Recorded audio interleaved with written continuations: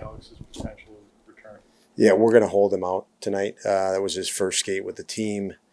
We still need to see a little bit more progress, but I would suspect it's sooner than later. Meaning there's more potential or high potential for next game after he gets a couple skates the way he felt today. But this is something he needs a couple more days.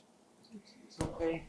He left the skate early, I think. Yeah, Matthias is sore and finding out some information now on it. So he's not ruled okay yet. And how about the UPL? UPL is good. He's pretty much back to normal, which is a good thing. So good news there. A couple of years for Brett Murray since he last played. How much growth has he experienced in his game? Yeah, I'm excited that another opportunity to see where he's at with his game. I know that he's continued to add to his game. Obviously, we got to see him in training camp, and the reports we have is his continued progress. He's had to deal with a little bit down there, but good opportunity for him. Without Tuch, without Greenway, we did add Robinson, but it gives us a little bit more size and a little bit more. I mean, he's an older player, obviously. So familiar with us over the last couple of years. So I thought the timing was right to give him an opportunity here.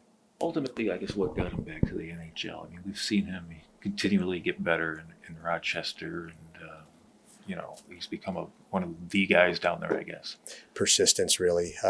There's long windows in between. You don't know when that opportunity is. Lots of times, guys stop getting better. They're down there, but they stop. They think, this is random and I didn't get my chance, and they don't focus on when I get my next chance, whenever it is, I need to be better when I get that chance. And that means your day-to-day, your mindset is on getting better and improving, rather than sitting and waiting for, this hopeful opportunity is the reason why I'm not in the NHL, is I haven't got an opportunity again.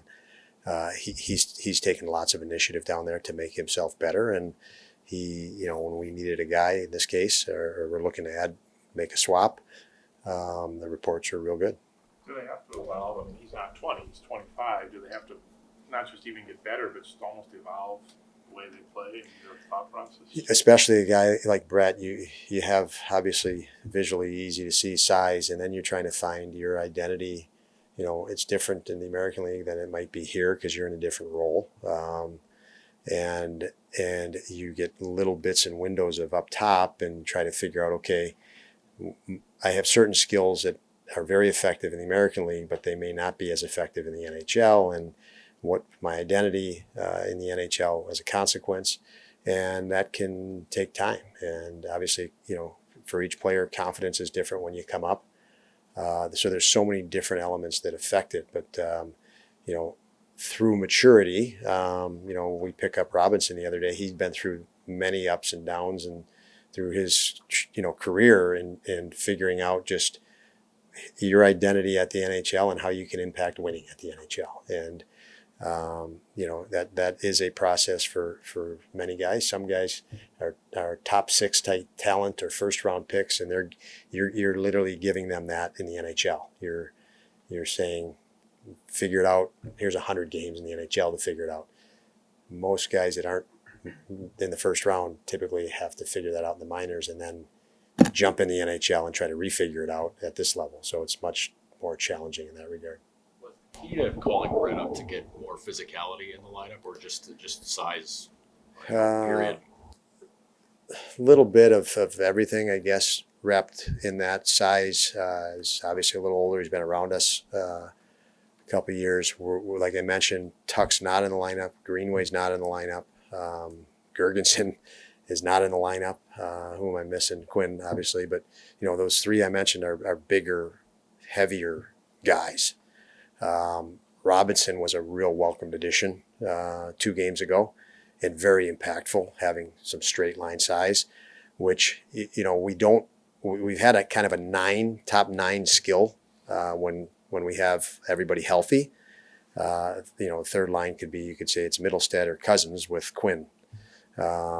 last year it was JJ, Quinn, and Cousins. And when you lose depth and you lose Tuch and Greenway and Quinn, you're down a full line of skill.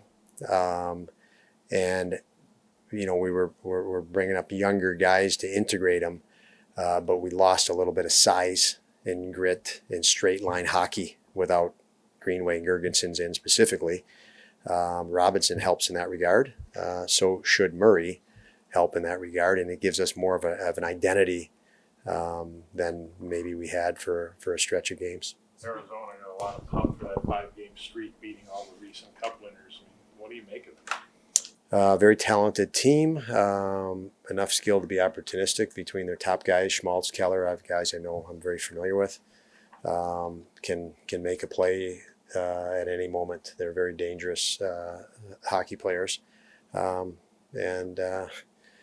this is the NHL, so the margin is slight, even though you're talking about Cup winners, and they've got to be on their game. If they're not, the other team is enough to take advantage of. And for us, it's been about compete, and it needs to remain that with respect for the entire league, and no different with this team. They're dangerous. Speaking of the young guys, what were your impressions of Rosen over the 7 games that he played, and what do you think he needs to work on in Rochester? Just growth. I thought he was real good. He showed a sense of objective awareness, positional awareness, some of his identity, but he's just a little bit stronger, a little bit more assertive. So I actually met with him yesterday to talk about, you're going to come back at some point. Let's talk about how we expect you to become better because of this experience. It was a good conversation. He's an intelligent kid, and I think he'll use this first-time experience to be able to take a step back, breathe a bit, and hone in on how he can be more impactful upon next arrival. You've got a couple breaks not go your way, but like the disallowed goal in Boston, you've got 3 guys on the goal line fighting for a puck to score a goal. And even Robinson, all right, he's on a forecheck, hard on a forecheck. The call didn't go your way either time. But can you live with that, considering what the objective of your players? They said they're right on the crease fighting, and he's fighting for a puck on a forecheck. Can you just live with it? All right, the breaks just didn't go our way. Absolutely, and you make your breaks eventually. So if you stay aggressive and you stay assertive, you're going to make your breaks. So maybe it was a bad break, the Robinson penalty or a disallowed goal, but being aggressive and assertive led to many other positive, components of the game. And your broken record, compete. The higher you compete, the talent comes out, the teamwork comes out. When you don't have great teamwork and you're not competing hard enough. And I would say the same goes with our power play. The power plays when it struggles, we're just not competing hard enough, not direct enough. And when you see the power play be successful, we'll have found that switch.